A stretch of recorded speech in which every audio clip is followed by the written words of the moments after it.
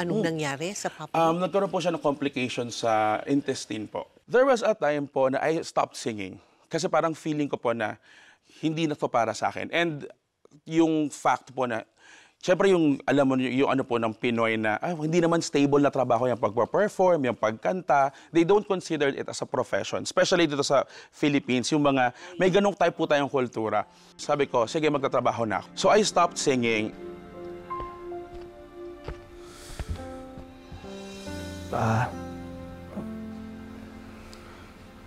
Gusto ka na.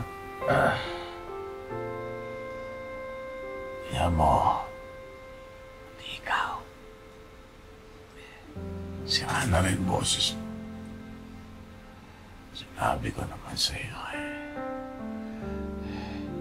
huwag ka nang mag-call center.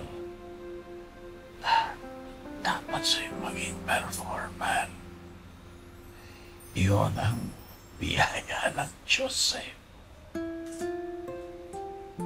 Saka na ho pa. Kailangan ko kasi itong trabaho na to eh.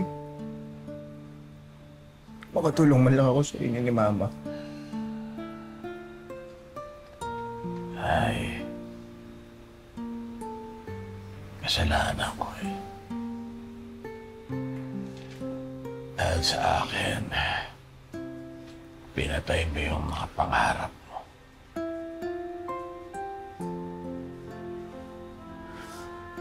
Pa.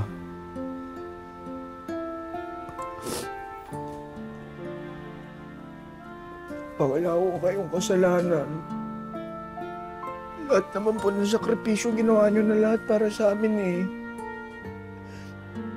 Kaya po ilalaban po namin kayo pa. Kaya sana maban din po kayo.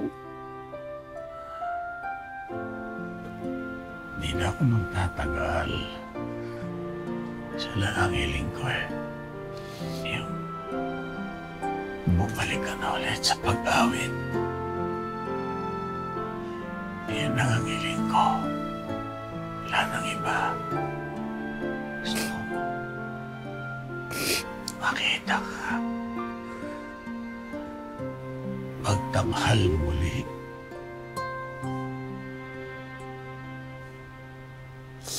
Promise po.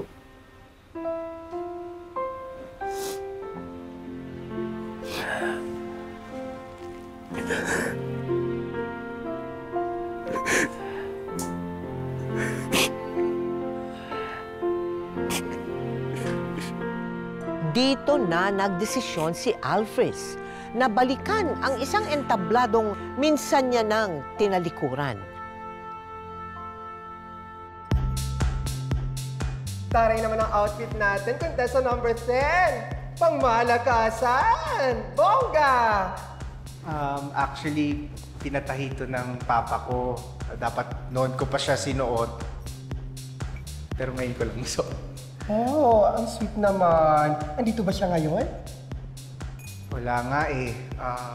Na-confine kasi siya ngayon. Pero di bale.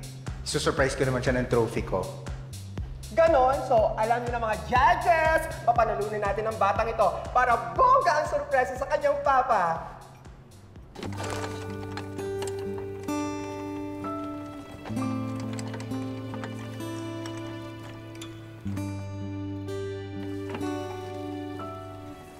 Papa?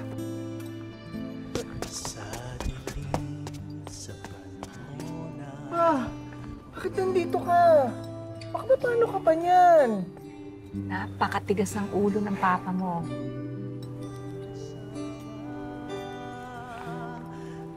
Ano naman eh? Huwag ka nang umarte dyan, anak.